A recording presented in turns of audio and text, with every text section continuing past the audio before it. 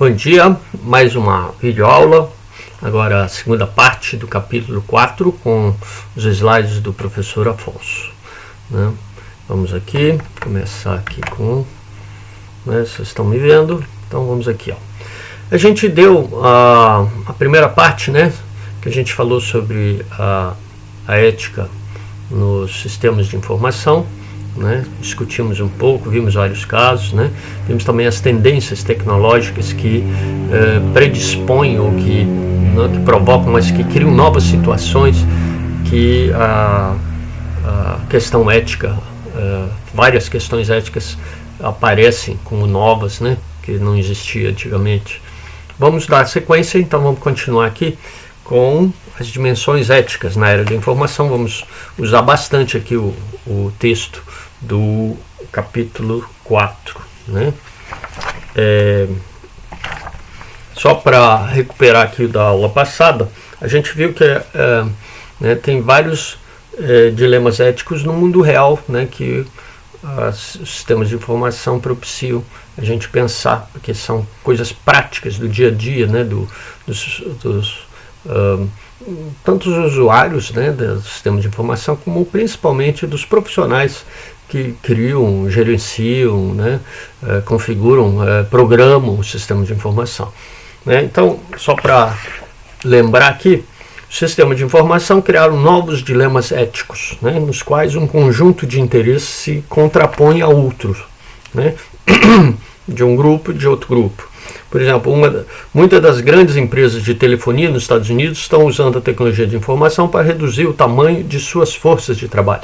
Aliás, isso é um tema antigo, né? Qualquer tecnologia, qualquer não, mas muitas tecnologias reduzem a necessidade de força de trabalho, né? De empregados, né? Então, é um dilema, né? Vai diminuir e aí o emprego das pessoas, né?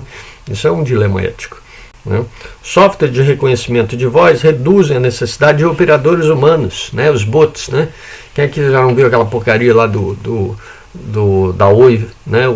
Olá, eu sou Eduardo, seu atendente virtual, né?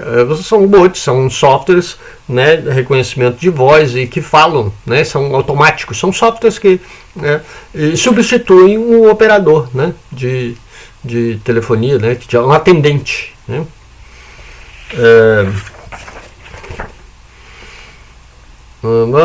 Muitas empresas monitoram o que os seus funcionários fazem na internet. Pode? Não pode? Dilema ético, né? Para evitar que desperdicem recurso com atividades não pertinentes ao negócio, blá blá blá. Facebook monitora seus assinantes e depois vende as informações para os anunciantes e desenvolvedores de aplicativo, né? Ver o estudo de caso do encerramento. O análise 2, aqui já está falando, né? E faz outras coisitas mais, né? Que alguns filmes já mostraram aí, né? Privacidade hackeada, por exemplo. Para quem viu, vale a pena, né? Em todas essas situações você encontrará valores conflitantes e grupos alinhados de cada lado do debate, né? Porque por um lado parece ser assim, por outro lado parece ser outra coisa, né? E tem valores, né? E o dilema ético é justamente isso, tá? Uma empresa pode argumentar, por exemplo, que tem o direito de usar sistemas de informação para aumentar a produtividade, não é igual, né? A empresa quer mais lucro, pô. E reduzir o tamanho de suas forças de trabalho, custo, né, a fim de enxugar os custos e continuar o negócio. Os funcionários, por outro lado, desalojados, né, do trabalho, né, através desse sistema de informação, né, tecnológico, podem argumentar que os empregadores, né, os empregados, têm responsabilidade por seu bem-estar social. Até que ponto tem ou não tem?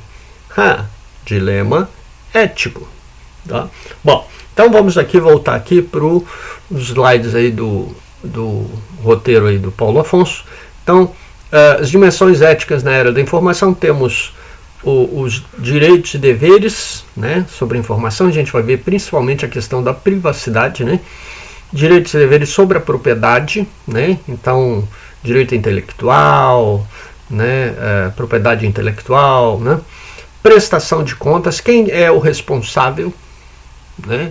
Houve algum deslize, houve alguma coisa, né? qualidade do sistema e qualidade de vida, né? Essa parte de qualidade do sistema que a gente vai ver, questão da ética na engenharia de software. Não tem muita coisa aqui na engenharia de software, mas o Paulo Afonso, que é da área de engenharia de software, ele colocou e a gente vai ver o que ele colocou aí. Beleza? Então vamos lá. Com base no que vimos até o momento, podemos resumir as principais éticas suscitadas pelo sistema de informação nas seguintes dimensões: direitos e deveres sobre a informação, né, que direitos e deveres sobre a informação relativa a si próprio, né, os indivíduos e as organizações possuem.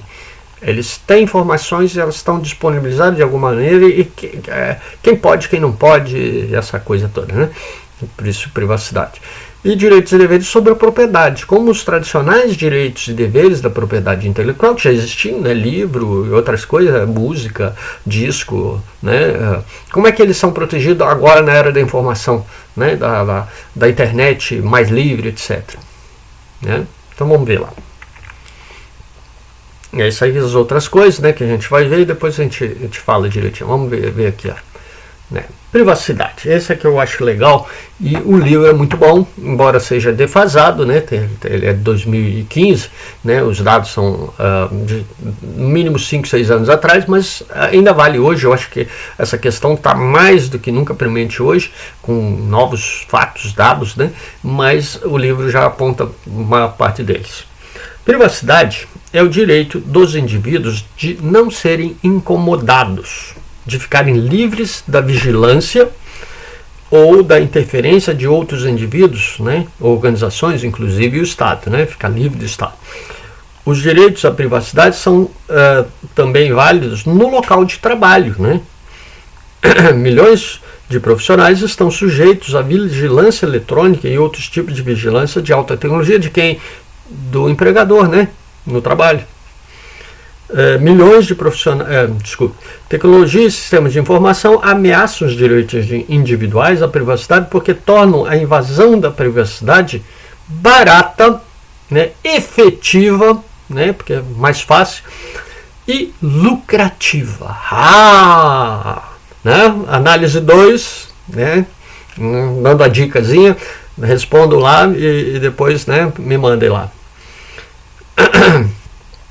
O direito à privacidade é protegido pela Constituição dos Estados Unidos, do Canadá, da Alemanha, né, e do Brasil também, de várias maneiras diferentes, né, e outros países por meio de estatutos legais. Né.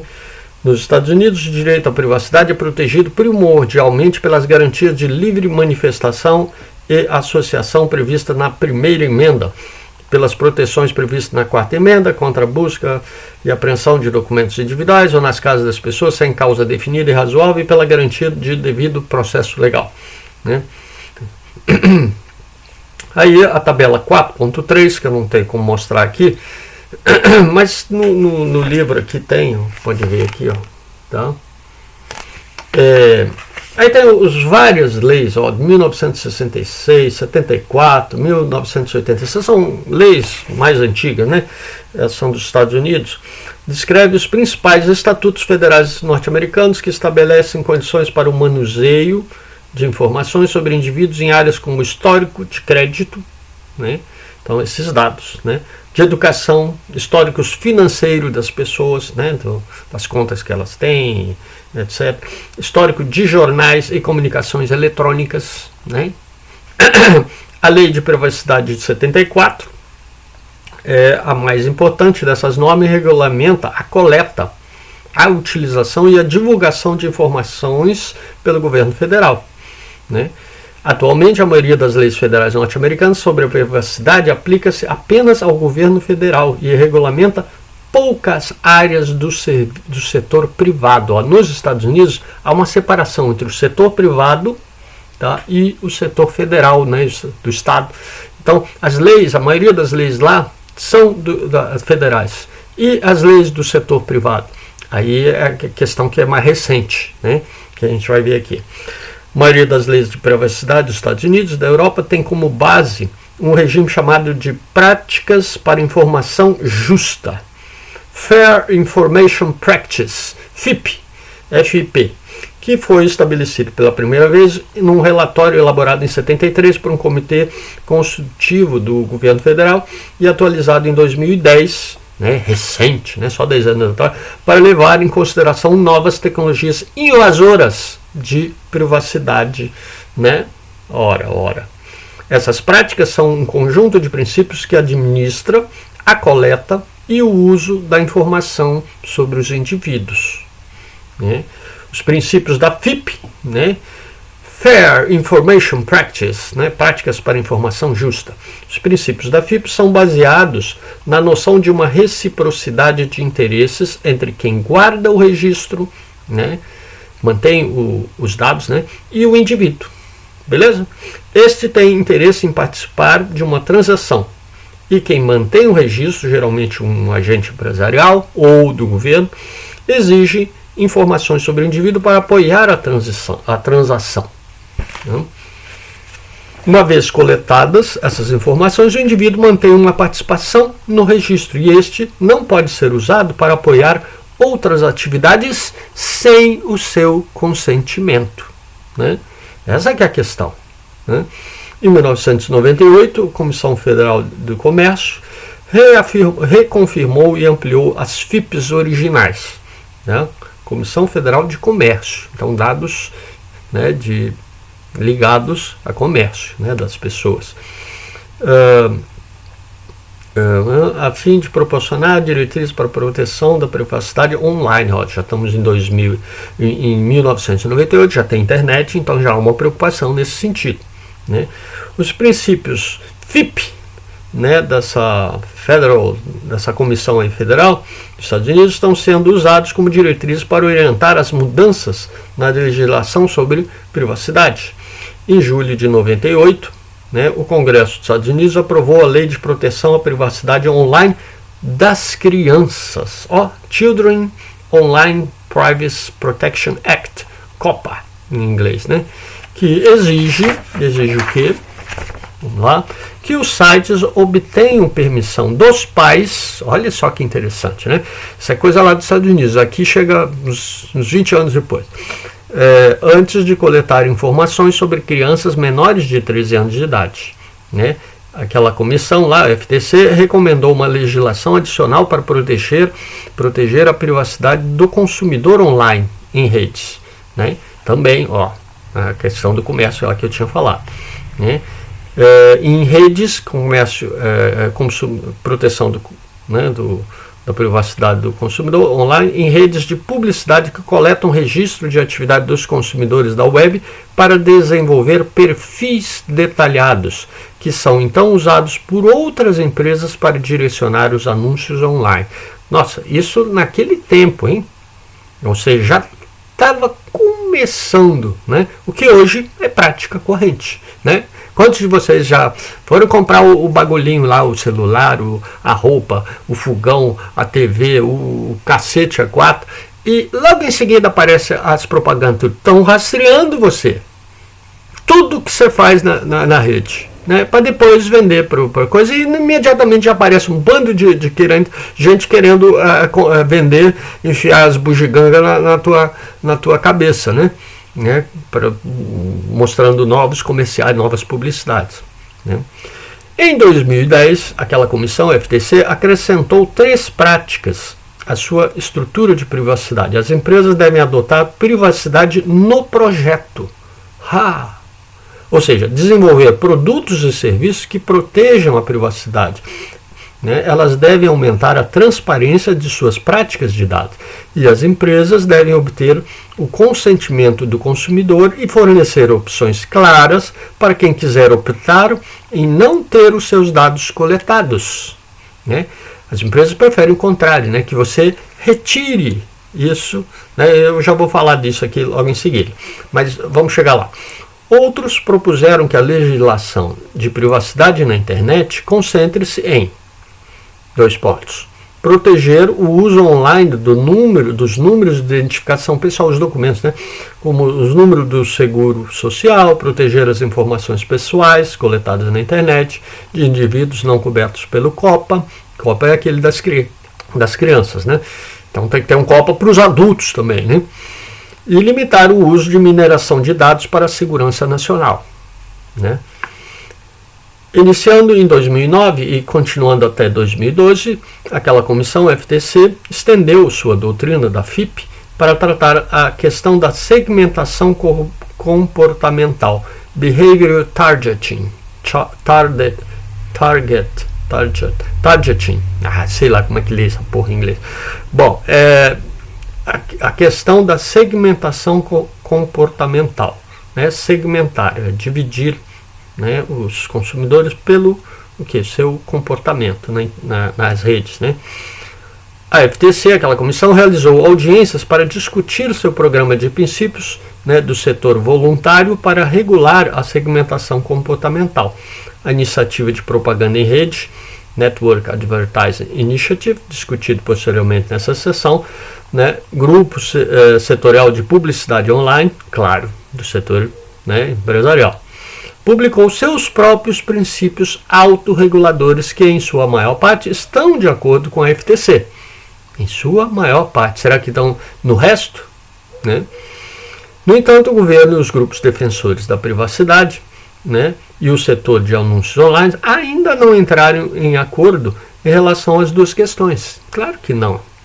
Olha o dilema ético aí. Né? As empresas querem vender, caramba. Né? O custo disso, né, o custo,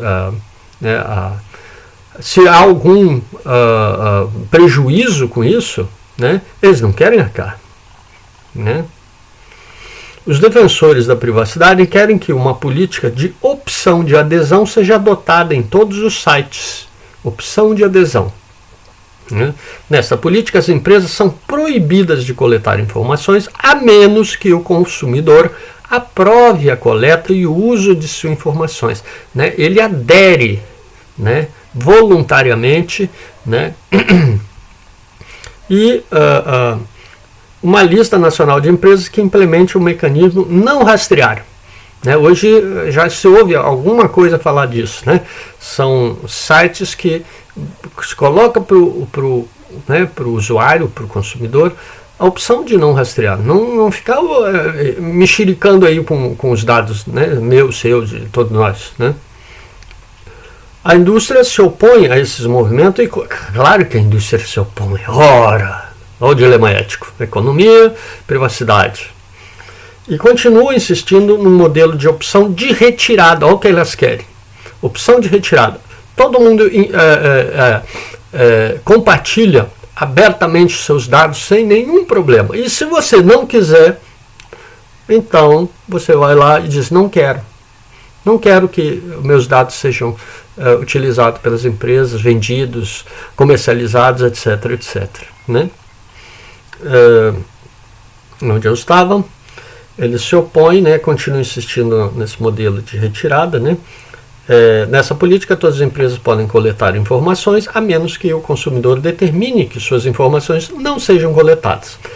Em 2011, o senador Jay Rockefeller, democrata de Virgínia do Leste, né, presidente da Subcomissão Comercial do Senado sobre a defesa do consumidor, né, segurança de produtos, realizou audiências para discutir as questões de privacidade do consumidor e explorar o possível papel do governo federal na proteção dos consumidores no mercado de dispositivos móveis privados. Você lembra que eu falei do setor privado?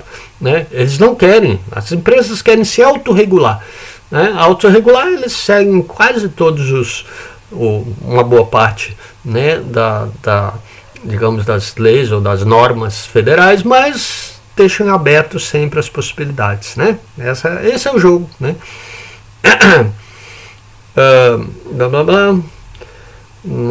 No entanto, há um consenso emergente entre todas as partes de que uma maior transparência e um maior controle do usuário, né, são necessários para lidar com o monitoramento comportamental. Essa questão não está. E hoje, né, isso aqui, dados de 8 anos atrás, com certeza isso aí está muito pior. Né? Em 2016 tivemos aquele caso lá da Cambridge Analytica no Facebook. Então os dados, né, não só a questão segurança nacional dos Estados Unidos, terrorista, aquelas coisas, né, políticas, né, ideológicas, etc. Não só isso, comercial mesmo. Os dados das pessoas são, né, os seus dados, os meus dados dos consumidores são ouro para esse pessoal. Por quê? Porque com eles formam eles constroem um perfil da gente e direcionam. Ele sabe que tal pessoa gosta disso, ela tem predileção, ela, né, vamos botar publicidade nessa área aí, a gente vai pegar isca, anzol, bota lá um anzolzinho, aí peguei, vendi mais um, né? Então é essa que é a ideia, né, a questão que está por trás aí da privacidade no setor privado, né? Bom, vamos lá. Proteções à privacidade também foram incluídas em leis recentes que desregulamentaram os serviços financeiros e salvaguardaram a manutenção e a transmissão de informações médicas sobre os indivíduos, né? A gente viu aquela questão lá do prontuário eletrônico que também está envolvido com isso. A lei de blá blá blá de 1999, que suspende as restrições anteriores quanto às ações de bancos, empresas gestoras de investimentos, seguradora, inclui certa proteção, né, à privacidade dos consumidores de serviços financeiros, né? Aí são os dados do indivíduo em transações financeiras, né? Aplicações em fundos, né, fundos de renda fixa, esse bagulho aí todo, né, de bancário. Todas as instituições financeiras estão obrigadas a divulgar suas políticas e práticas para proteger a privacidade de informações pessoais não públicas, bem como permitir aos clientes optar por não compartilhar informações com terceiros não associados, né? Que depois que eles sabem que a gente fez tais transações, ele pega esses dados e vende para terceiros, porque aí os terceiros podem talvez oferecer novas possibilidades. Então, a questão braba, né?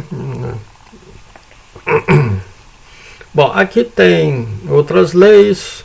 Aí aqui o negócio aqui é muito interessante, leiam porque é bom. Aí a diretriz europeia sobre a proteção de dados, né?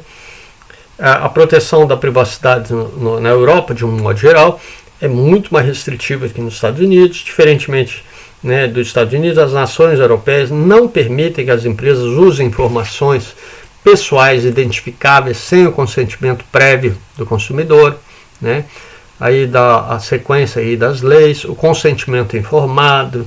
Aí em janeiro de 2012 a União Europeia, né, emitiu alterações, né, nas regras de proteção dos dados, né? As novas regras se aplicam a todas as empresas prestadoras de serviço na Europa e exigem que empresas de internet como Amazon, Facebook, né, Apple, Google e outras obtenham o consentimento explícito dos consumidores sobre a utilização de seus dados pessoais.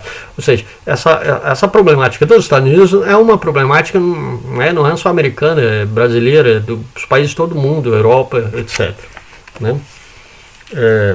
E aí tem um monte de coisa aí que vocês leiam, é interessante. Bom, desafios da internet, a privacidade, né? Por quê? Por que da internet? Porque a internet, né, introduz uma tecnologia que propõe desafios novos, né? Porque a rede é aberta, né? A informação enviada por meio dessa vasta rede de redes, né? Que a gente vai ver lá no... Acho que é o próximo capítulo que a gente vai ver. Não sei se é no próximo ou no sexto. Por aí, a gente vai ver, né, a seguir. Essa rede de redes, né, pode passar por muitos sistemas de computadores antes de chegar ao seu destino final, que ao longo desses sistemas é capaz de monitorar, capturar e armazenar os dados, né, as comunicações que passam por eles, óbvio, né? Então tem muito mais olhos podendo captar suas informações, né? E a questão da privacidade aí se torna mais ainda problemática. Os sites podem registrar as pesquisas que foram realizadas, os sites e páginas web visitadas, o conteúdo online que uma pessoa acessou, os itens que ela pesquisou e comprou via web. Grande parte dessa atividade de monitoração e rastreamento dos visitantes ocorre nos bastidores, sem o conhecimento deles. Eles te falam que estão rastreando seus dados? Ah, não!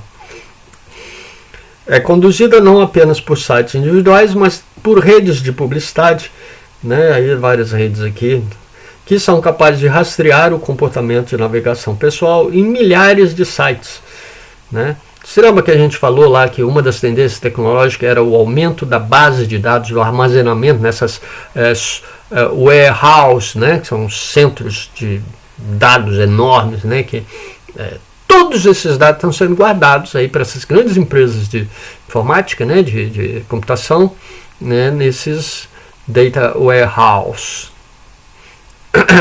Dados seus, nossos. Tantos editores de sites, indústria de publicidade defendem, claro que eles defendem o rastreamento de vídeos, né? Por isso permite o anúncio mais relevantes, direcionados para o usuário, né? Com aquele perfil, paga o custo, blá blá blá. Nesse sentido, com a transmissão da televisão aberta, o conteúdo patrocinado pelo anunciante é gratuito para o usuário, né? A demanda comercial pelas informações pessoais, falei besteira. Bom, a demanda comercial pelas informações pessoais é praticamente insaciável. Insaciável. No entanto, essas práticas também violam a privacidade individual, conforme, né, tem uma seção interativa aqui que fala exatamente isso, né? A interativa, aí tem a questão dos cookies. Você sabe o que é o cookies, né? São arquivos de texto minúsculo depositados no disco rígido de um computador quando o usuário visita determinados sites. Aqueles dados estão sendo monitorados, estão sendo guardados, aonde que eles estão? Você consentiu, agora aparece, né, certos sites se você quer ou não quer. Mas durante muito tempo os cookies eram automáticos. Né? E aí tem várias outras coisas. Na seção interativa, isso que é interessante, aqui ó, o Big Data torna-se pessoal, segmentação comportamental. Não deixem de ler, tá? Só vou aqui ver só o iniciozinho, tá? Você já sabe a sensação de ter alguém seguindo o seu rastro na web, observando cada clique seu? Quer saber por que começa a ver anúncios e pop-ups logo após ter pesquisado um carro, um vestido, um cosmético na web? Bem, você está certo, o seu comportamento está sendo monitorado e você está sendo alvejado na web conforme alterna de um site para outro, de forma a expô-lo a determinados anúncios direcionados. É o lado negro do Big Data, né? E aí que segue aqui, que é muito interessante as informações. Engraçado porque isso é de uns, sei lá, 7, 8 anos atrás, mas é atualíssimo. Hoje isso aqui está espraiado totalmente na internet, né? Então, por isso que o pessoal está querendo usar browsers que não deixam rastros, né? Ou que impeçam esse monitoramento, né? E você pode procurar, não precisa ir na Deep Web, né? Tem, se não me engano, o Firefox tem uma opção lá de não rastrear, né? Eu acho que tem, né? E aqui vários dados aqui de filmes. Aí a questão também dos jornais, né? Agora as revistas e jornais online, eles também seguem os seus dados para saber o que tipo de notícias você gosta, para depois mostrar essas notícias, aquelas que você gosta, né? Direcionando, né, digamos, o interesse, as informações que esses sites de notícias, de entretenimento, né? Isso aqui não é só no ramo jornalístico, né? Em outras também de entretenimento, de música, de vídeos, etc, né? Bom, então não deixem de ler aqui, muito interessante, apesar da letrinha. O meu xerox aqui tá bom, dá para ler numa boa. Vamos ver aqui. Aí existem outras ferramentas, existem lá. Aí são várias ferramentas, né? Vídeo Flash, WebP. O Flash já não é mais usado, era uma porta de entrada fácil, né? Inclusive de invasão, né? Não invasão só de coletar os seus dados, mas de invasão mesmo do seu computador, né? De worms, né? A gente vai ver isso mais à frente, né? Wall Street Journal, Wikipedia, e aí é interessante ver tudo aqui, tá? Os spywares, né? Que são softwares de espionagem. Observem bem que esses softwares, né, de rastreamento, eles são um software de spyware, de espionagem mesmo, né? os mecanismos de busca. Até os mecanismos de busca, eles coletam informação. A Google está atrás das suas informações através dos mecanismos de busca, né? Uma experiência fácil de vocês fazerem, tá? Entre vocês, colegas, duas pessoas, vocês pegam o mesmo nome, sei lá, alguma coisa interessante, né? Sei lá, vamos botar aí, Museu de Louvre, né? Lá de Paris. Bota lá, Museu de Louvre, aí o cara bota e aperta lá no Google para ver o que aparece, né? E outra pessoa, um colega dele, o primeiro, coloca a mesma coisa e vê se os resultados são iguais. Faz um print screen da tela e manda um para o outro para vocês verem. Não é o mesmo. Ué, como é que não é o mesmo? É a mesma palavra, caralho. Pois é, mas não é o mesmo, né? A Google fornece, né, o resultado de busca de acordo com o seu perfil. Pô, mas isso é manipulação, caceta. Não, é para melhor ajustar para o seu perfil. Pô, mas vamos lá, questão do dilema ético aí. Pode? Essa é a melhor maneira de informar o usuário sobre aquela palavra, de fazer a busca e apresentar os resultados? Né? Novamente, dimensão ética. Bom, aqui tem vários dados do Google, dos perfis, Os Estados Unidos têm permitido que as empresas coletem informações de transações geradas no mercado e as utilizem para outras finalidades de marketing sem o consentimento informado dos indivíduos cuja informação está sendo usada. O modelo de opção de retirada de consentimento informado permite a coleta de informações até que o consumidor determine especificamente que esses dados não devam ser coletados. Os defensores de privacidade gostariam que fosse o oposto, né? Utilizasse o modelo de opção de adesão do consentimento informado, na qual uma empresa está proibida de coletar quaisquer informações pessoais até que o consumidor resolva aprovar especificamente sua coleta e utilização. Nesse modelo, a opção padrão é a não coleta de informações do usuário, né? É evidente que as empresas não querem isso, então eu acho que até hoje, né, nem nos Estados Unidos, talvez lá na Europa, né, e não sei se em todos os países. Na verdade, eu não conheço, né, na Europa, saber quais países que tem isso, quais que não tem. Eu duvido que as empresas aceitaram esse modelo aí de adesão, né? Mas seria interessante verificar isso. Né? A indústria online tem preferido a autorregulação, né, da legislação da privacidade para proteger, né, os consumidores. Né? Bom, aí blá blá blá blá blá blá.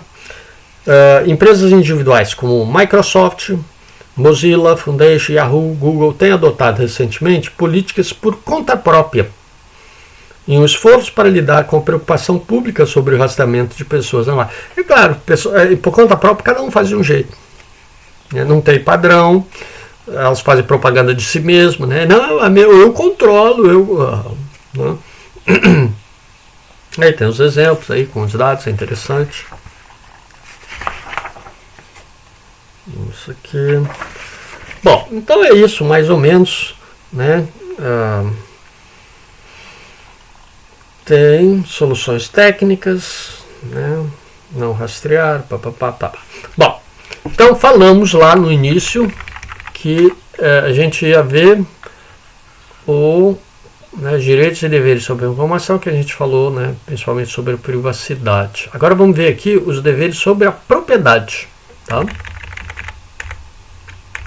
Onde eu estava? Cadê?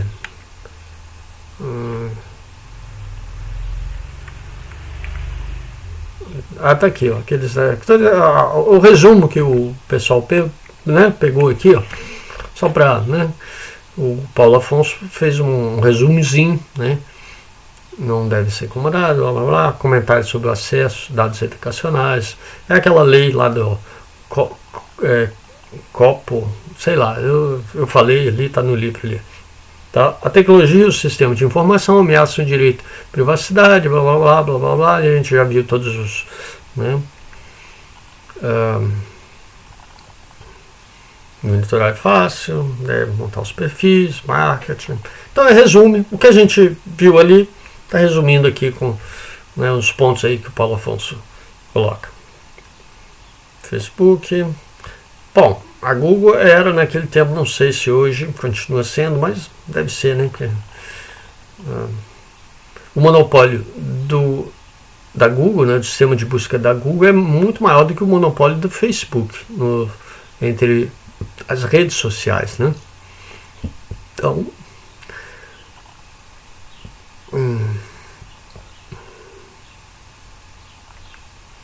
o que o usuário pensa a respeito de tudo isso, né? Tem uma pesquisa. As pessoas não têm controle e não sabem a quem se queixar, né? Na verdade, é com o governo. O governo é que tem que adotar uma lei federal, talvez internacional, que seria mais justo, né?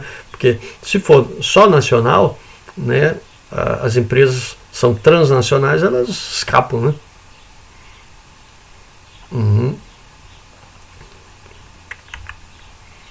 Aí as práticas de informação justa, né? Notificação, a escolha do consentimento, princípio básico, aquela de aderir, né? Que seria muito mais correto, né? As empresas não querem, né? São interessadas no din-din delas, né? Segurança, fiscalização. Aí vocês podem ler aí. Tá no livro, tá? É aquelas partes lá que eu passei por cima. Então, o Easy Ralph, não sei que caso é esse, o Paulo Afonso é que sabe, né? Criptografia, ponto a ponto. Aí tem algumas soluções técnicas, né? Modo de navegação anônimo, que evita os rastros, né? E também evita os cookies, né? A Deep Web, né? Aquele navegador Tor. Vocês já conhecem o navegador Tor, né? Para quem gosta aí da área, interessante. Baixem e veem como é que funciona essa criptografia ponto a ponto, né? Que ela é baseada nisso, né? O Edward Snowden, ele usa, né, para navegar aí na internet de modo seguro, né, o Tor. Bom, vamos lá. A questão da propriedade.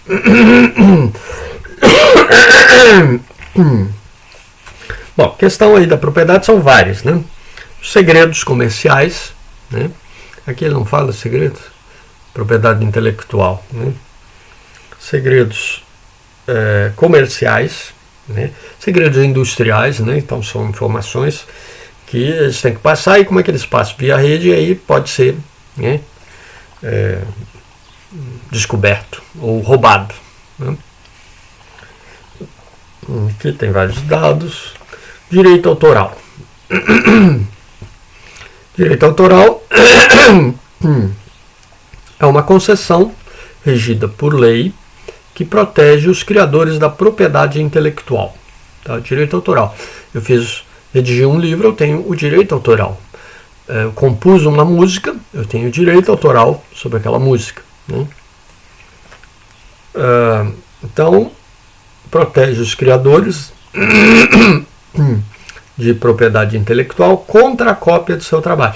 Direito autoral é o que permite ele ter a propriedade intelectual sobre aquela criação, né? Música, literatura, etc. Software também, né? E contra a cópia do seu trabalho por outro. Para qualquer finalidade durante a vida do autor e por mais 70 anos após a sua morte. Você vê bem uma coisa interessante. Esse é o direito autoral, que permite o direito de propriedade intelectual, né, sobre a obra. Tá? Então é dele, ninguém tasca. Então o direito de apropriação intelectual, da propriedade intelectual, não pode ser até a própria morte, né? Então o que esse proprietário de direito, né, autoral, intelectual, né, faz? Ele vende isso ou empresta isso para editoras, para gravadoras, e elas exploram comercialmente isso, tá? E aí é interessante a gente ver o que está por trás disso, né? O cara que criou a coisa, às vezes, em muitos casos, né, em música isso acontecia muito, né, no tempo lá dos CDs de música, os CDs digitais, né? eles ficavam com 5% de toda a venda da sua criação, né, seja música, seja livro, etc. E a editora, a gravadora, ficava com 90%, 85%, uma margem de erro assim, muito baixa, quase tudo, né? Então aí, mais uma questão, né, ética, do dilema ético. Mas o criador deveria ficar com a maior parte. E, na verdade, são empresas outras que ficam com a maior parte. Dilema ético, né? E aí as pessoas que compram e dizem, isso é abuso. Não vou comprar deles, vou piratear mesmo, né? Vou obter as coisas, a criação, a música, o livro, etc., pirateando, né? Observe bem que o dilema ético não é uma coisa tão simples assim, né? Por que estão ganhando tanto em cima de pessoas que deveriam estar ganhando a maior parte, né? E essa reação é uma reação, tudo bem, ela é pirata, né? Então ela vai contra a lei, mas tem algo de legítimo nisso, né? Por quê? Porque o sistema é injusto. Se o sistema é injusto, né, o dilema ético, que é da justiça, não vai colar tão bem, né? Se, digamos assim, a pessoa que tivesse realmente criado tivesse ganhado, né? Talvez não absurdamente, com um preço absurdo, né? Era o caso dos CDs de música, eles eram absurdamente caros há uns 10, 15 anos atrás, né? E a pirataria então era altíssima. Aí criaram modelos de negócio de música, né, principalmente no de música, que barateou muito. É claro que essas gravadoras, boa parte delas faliu, né? E eu digo, ainda bem que faliram, porque elas ganharam demais, né? Então, é só para mostrar como essa questão da propriedade intelectual, né, do direito autoral, etc., é mais complicada do que a pirataria, tem que reprimir a pirataria. Não é só isso, não. É muito mais que isso. Bom, aqui então tem toda a descrição aqui principalmente americano, né, e é isso, o direito autoral, como é que faz, etc. A mudança aí. Leiam, é interessante. Patentes. Patente confere ao proprietário por 20 anos um monopólio exclusivo sobre as ideias que estão por trás de uma invenção. É um pouquinho diferente, é uma invenção para produzir alguma coisa, né? Ou prestar algum serviço, né? A intenção do Congresso americano, lei americana, né, com a lei da patente, era garantir os inventores de novas máquinas, dispositivos e métodos recebessem compensação total financeira, né, pelo seu trabalho de criação, né? Demora essas criações, né? Essas invenções, o cara de repente passa a vida inteira, né, tentando inventar, e inventa lá quando já é mais velho, né? Tem algo parecido aqui, né? 20 anos, não é a vida inteira do autor, não é um direito autoral, mas grandes empresas, elas têm não 1, 2, 3, 4, 5, 10 patentes, elas têm um pool de patentes. O que é um pool de patentes? Pool é piscina, né, em inglês. Elas têm uma piscina, ou seja, uma quantidade enorme de patentes. Então, um celular aí da Apple ou da Samsung tem 1.000, 2.000 patentes envolvidas. São pequenos trechos, né, de produção, né, e elas controlam, né, e para conseguir vender nessa área tem que ter essas patentes, senão, né, elas têm um monopólio. De fato, por isso que tem grandes empresas, né? Outras não conseguem entrar nesse mercado. Você lembra lá da barreira de entrada de novos entrantes, né, de novas empresas? As patentes elas impõem uma barreira enorme, né, nessas áreas de tecnologia de ponta. E aí temos mais desafio aos direitos sobre a propriedade intelectual, né? As tecnologias contemporâneas de informação, especialmente o software, né, impõem sérios desafios ao regime vigente de propriedade intelectual e, portanto, levantam significativas questões éticas, sociais e políticas, né? Pirataria, por exemplo. O meio digital difere dos livros, né, periódico e outros meios em termos de facilidade de duplicação e transmissão, né, e alteração, né? Dificuldade em classificar um trabalho de software como um programa, um livro ou até uma música, né? Qualidade de compactação que facilita o roubo né, e dificuldades para estabelecer, né, a especificidade, né, a singularidade de cada um desses tipos de dados, né. Proliferação de redes eletrônicas, incluindo a internet, dificultou ainda mais a proteção à propriedade intelectual, aquela antiga, né? Antes do uso disseminado das redes, as cópias de software, livros, artigos de revistas ou filmes, né, os vídeos, tinham de ser armazenados em meios físicos, como papel, disco de computador, fitas de vídeo, o que criava obstáculos à sua distribuição. Então, isso impedia, de certa maneira, essa disseminação e a própria pirataria, né? Usando redes, a informação pode ser reproduzida e distribuída mais amplamente. Na internet, então, é o caso, né? E a sua ampliação, a sua velocidade maior e a quantidade de data warehouse que podem, na rede, na própria, né, na nuvem, como o pessoal fala, né, armazenar. O Google Drive, por exemplo, você está armazenando na rede, na nuvem. O 9º estudo anual de pirataria de software global, né, um estudo lá dos Estados Unidos, conduzido pela International Data Corporation e pela Business Software Alliance, concluiu que a taxa de pirataria de software global subiu para 42% em 2011, o que representa 63 bilhões em perdas globais decorrentes da pirataria de software. Perdas de quem? Isso aqui é importante a gente nomear os bois aí. Das grandes empresas ou das empresas de software. Observe bem que é muito diferente uma pequena empresa produziu o software, né, vendeu ele para uma ou mais empresas e ela tem o seu software pirateado. E outra muito diferente é a situação entre a Microsoft com seu, digamos, Office, né, Microsoft Office, vendendo o seu software para o mundo inteiro. São situações um pouco diferentes. Os dilemas éticos não são exatamente iguais, né, na pirataria desse software, né?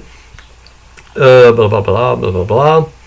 Em todo o mundo, a cada $100 de software legítimo vendido, nesse ano, 2011, né, um valor de $75 adicional foi obtido ilegalmente. Então, 175, né, quase metade, né? A internet foi projetada para transmitir informações livremente pelo mundo inteiro, incluindo aquela protegida por direitos autorais, né?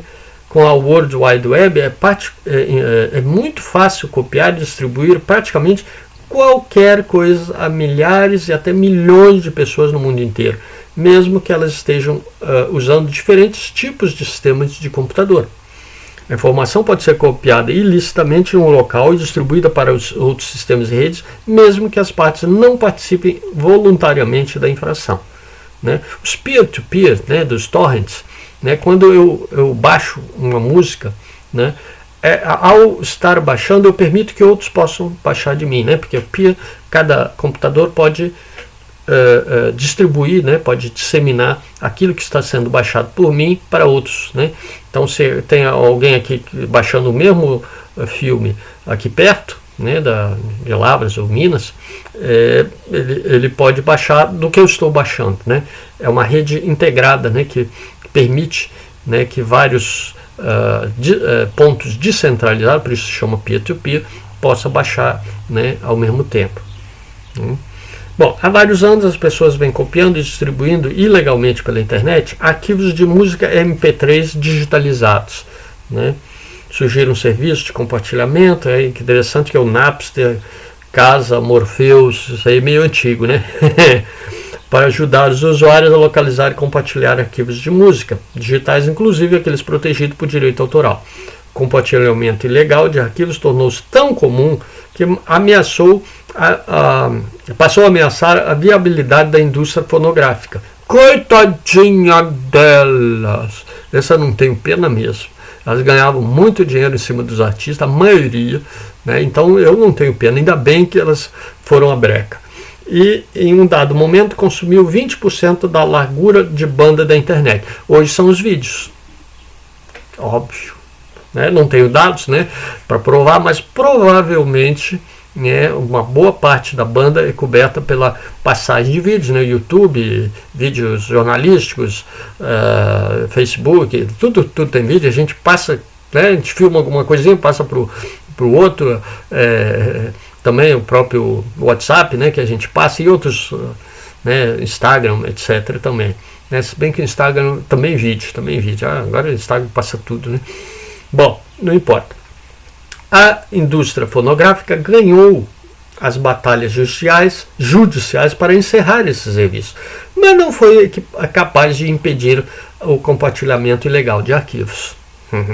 Os setores cinematográfico e de televisão a cabo estão travando batalhas semelhantes, conforme descrito no estudo de caso de abertura do capítulo. E a gente chegou a comentar. Tá? Bom, e aí então o streaming, né, o Kindle, iTunes, aí tem várias outras coisas aqui que vale a pena. Prestação de contas, né? Você lembra que a gente viu a questão agora da... Tá aqui, está isso aí, tudo aí. Vocês veem aqui, porque isso aqui é só o resumo do que a gente acabou de ver aqui, tá? Direito autoral, beleza, dimensões éticas, prestação de contas, exatamente. Juntamente com as leis de privacidade e de propriedade, as novas tecnologias de informação estão desafiando também a lei de indenização e as práticas sociais existentes, né, as velhas, né, que determinam a responsabilidade civil de indivíduos e instituições. Né? Se infringiu a lei, a quem eu devo responsabilizar? Mas é o infrator. Tudo bem, tá certo, roubou, quem roubou, quem pirateou e tal, mas na era da informação digital, da internet espalhada, tem certas coisas que não são tão claras. Vamos ver aqui. Né? Olha lá, se uma pessoa for ferida por uma máquina controlada por um software, quem deve ser o responsável? Quem deve pagar a indenização? Né? É quem fez aquele software? É a empresa que é usuária daquele software? A coisa não é assim tão clara, né? E quanto às ofensas, insultos raciais publicados nas redes, quem deve ser responsabilizado por isso? É a questão do Twitter, do Facebook, agora com aquele filho da puta lá dos Estados Unidos, o Trump, né? Ele usando a rede para espalhar mentira, para ofender os adversários, né? Porque o Trump, parecido aqui com o nosso Bolsonaro, né? Ele é maluco, né? Então ele ofende mesmo, né? E quem deve ser responsabilizado? Com certeza ele, mas por que a rede está permitindo ele fazer isso? Então a parte deveria ser também a rede, ou não, ou sim. Questão, dilema ético. Né? A questão não é assim tão simples, né?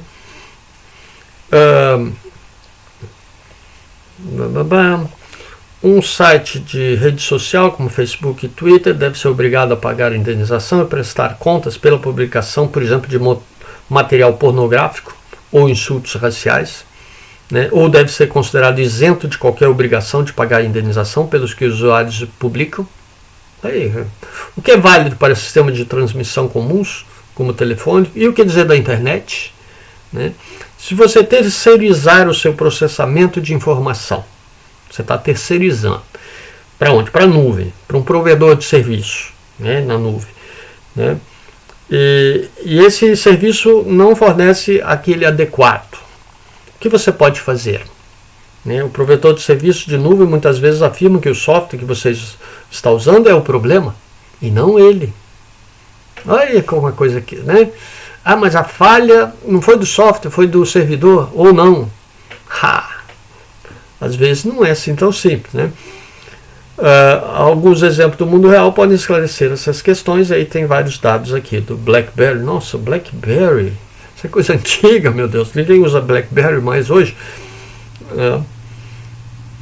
Aí tem o apagão de 3 dias no serviço de e-mail, envolver usuários lá da Ásia, da Europa, né, com o BlackBerry.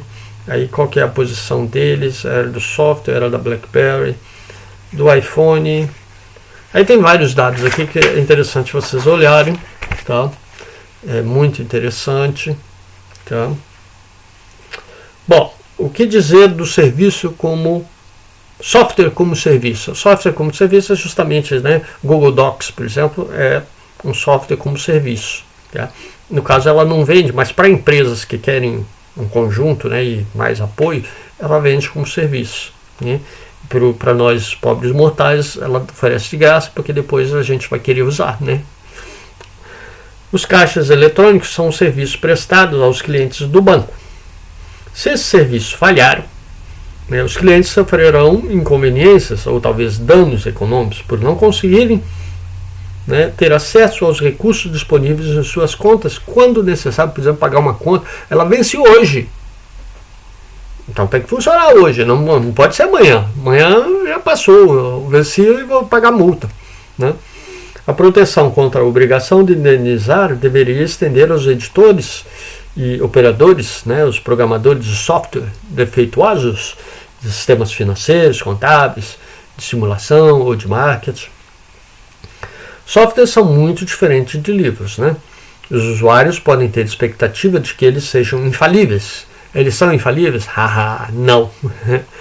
São mais fáceis de inspecionar do que um livro e mais difíceis de comparar com outros produtos de software para determinar sua qualidade. Né? Alegam realizar uma tarefa, ao contrário dos livros, né, que o livro não faz nenhuma tarefa, que apenas descrevem, talvez, né, se for um livro de receita, ele vai descrever, né, alguma atividade, E mais, as pessoas passam a depender de serviços baseados essencialmente em softwares, hoje mais do que nunca, né? Dado o papel central que o software desempenha na vida cotidiana, há grandes chances de que o alcance da lei que rege a obrigação de indenizar seja ampliado para incluí-lo, mesmo quando o produto fornecer apenas um serviço de informação.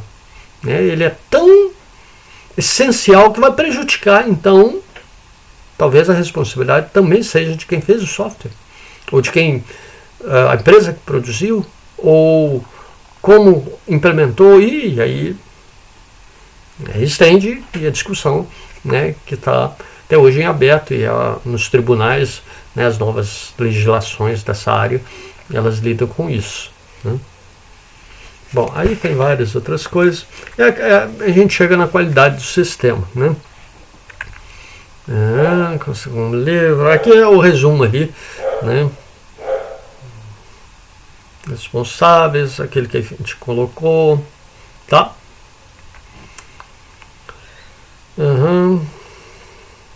Não são livros. O resumo que eu acabei de falar. Né? Prestação de contas aí. Então, a gente já viu. Qualidade, né? Qualidade do sistema, né? Vamos lá. O nível de qualidade tecnicamente, né? A gente já viu qualidade você lembra lá do capítulo anterior, que estamos estendendo na questão aí da ética, né? Está envolvida nisso, né? Bom, qualidade.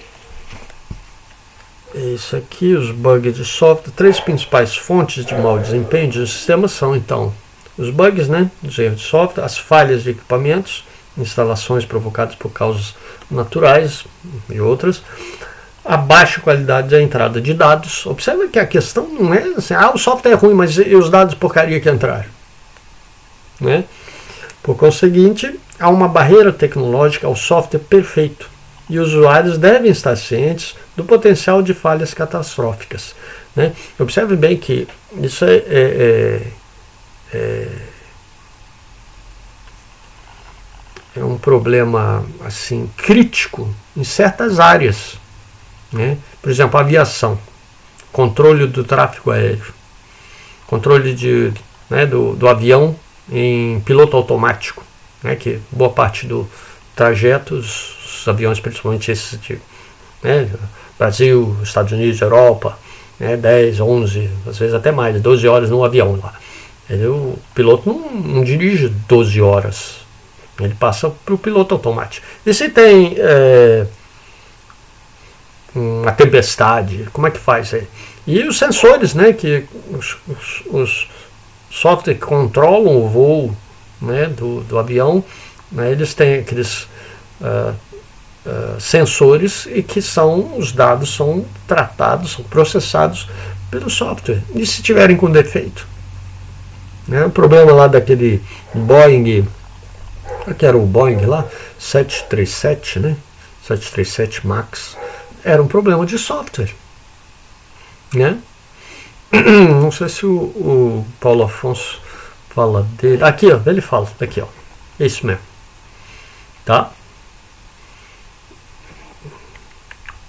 Bom, isso aqui é a questão, né, da área de software. O Paulo Afonso ele ainda vai falar mais alguma coisinha no final sobre a engenharia de software, né, e a ética na construção do software. Bom, e qualidade de vida? A gente tocou nisso aqui bem no início dessa videoaula, né? A evolução tecnológica tem sido acompanhada então com grandes avanços, mas também por custos, né, sociais negativos, né? Vamos lá, violações de direitos individuais, privacidade, né? Crime contra a propriedade, pirataria, né? Bom, algumas más consequências, né? Aqui tem, né, equilíbrio de poder, centro versus periferia, concentração.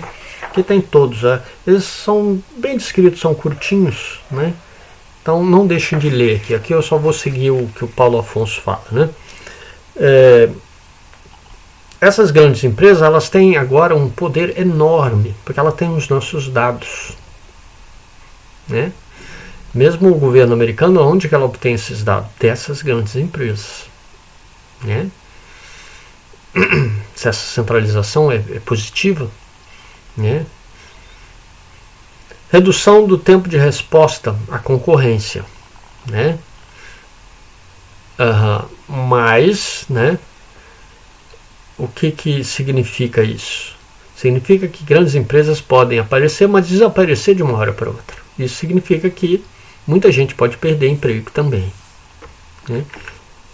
Bom, a tecnologia, de um modo geral, ela tem essa tendência, mas se forem criados novos empregos em outras áreas, tecnológicas, por exemplo, poderia contrabalançar. E a gente vê historicamente, não existe esse contrabalanço claro, né? Não existe políticas governamentais de treinar as pessoas, né? Retreinar as pessoas que foram desempregadas. E muitas vezes são pessoas pobres, né? Nos Estados Unidos, por exemplo, é tudo pago. Então, como é que elas vão pagar por um curso de retreinamento para entrar em empregos, sei lá, da área de informática?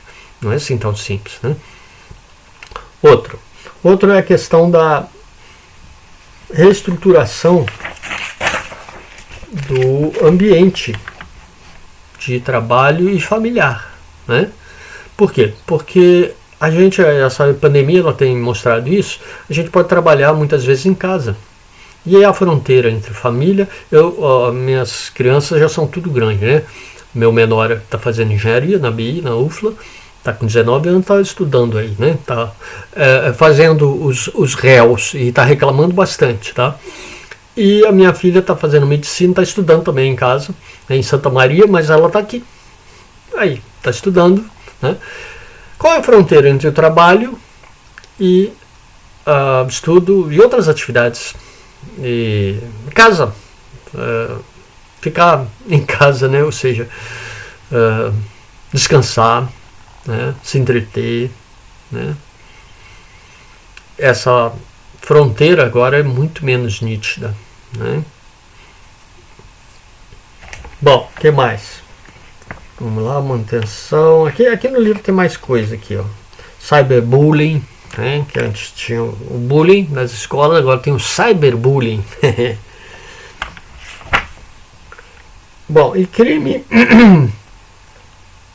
Bom, a dependência e vulnerabilidade, hoje em dia somos inacreditavelmente dependentes, né? Se acaba a internet, o que você faz? É ou não é? Não tô brincando. É a dependência mesmo, né? Do trabalho, de qualquer atividade, até descansar, né? Entretenimento, né?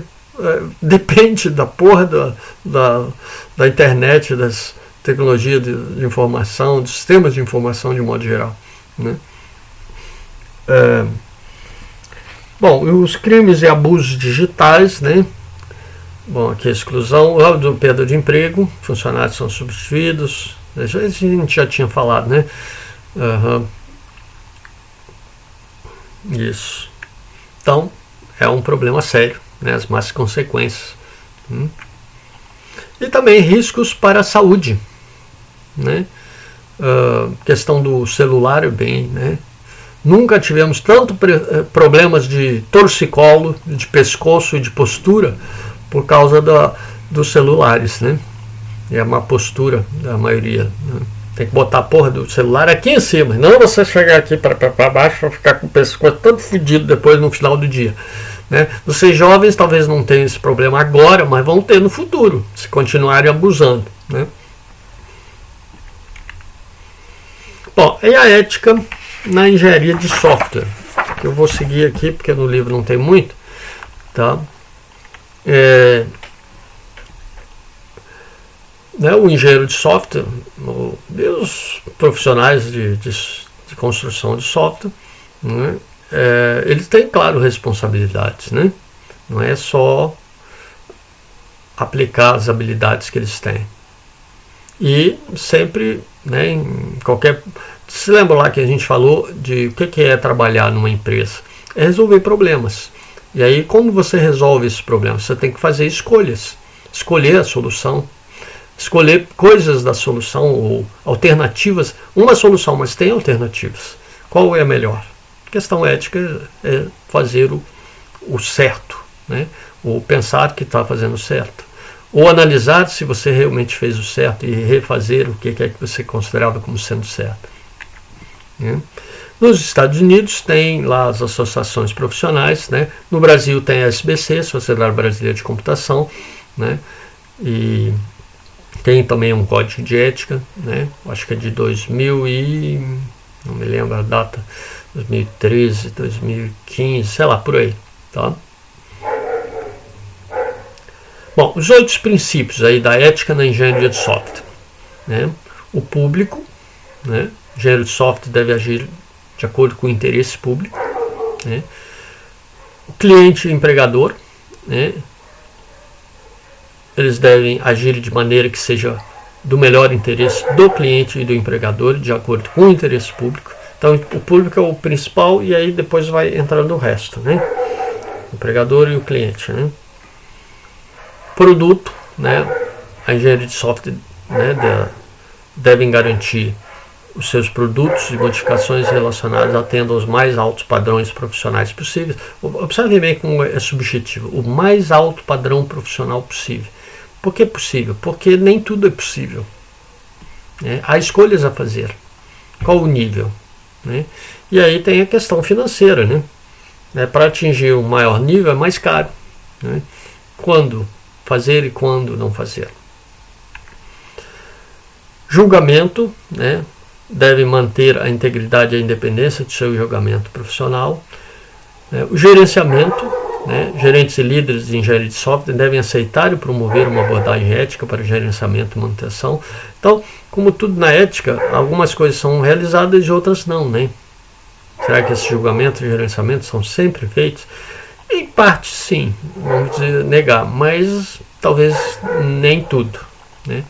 E a questão da profissão, né? A engenharia de software deve aprimorar a integridade e a reputação do profissional de acordo com o interesse público, né? E é isso. Os colegas devem auxiliar e ser justos com seus colegas, aí a questão da equipe, né? Se alguém da equipe faz algo errado, né? É a questão coletiva, né? E a pessoa, né, também deve participar de uma aprendizagem, né, contínua, coletiva, para o quê? Também promover a abordagem ética para a profissão, né? Para engenharia de software. Não só engenharia de software, né? Todas as áreas profissionais da computação, né? É isso então, tá? Já vou preparar aqui o questionário, que ainda não preparei, né? E eu posso botar aqui, ó. É mesmo, eu vou botar para cá, ó, e vou aumentar aí Vamos ver como é que eu posso aumentar a minha janelinha. Então é isso, pessoal. Na semana que vem o capítulo 5, né, que se não me engano é hard e soft, né, usados nas tecnologias da informação, nos sistemas de informação de um modo geral, né? É isso então. Beleza? Vou parar aqui.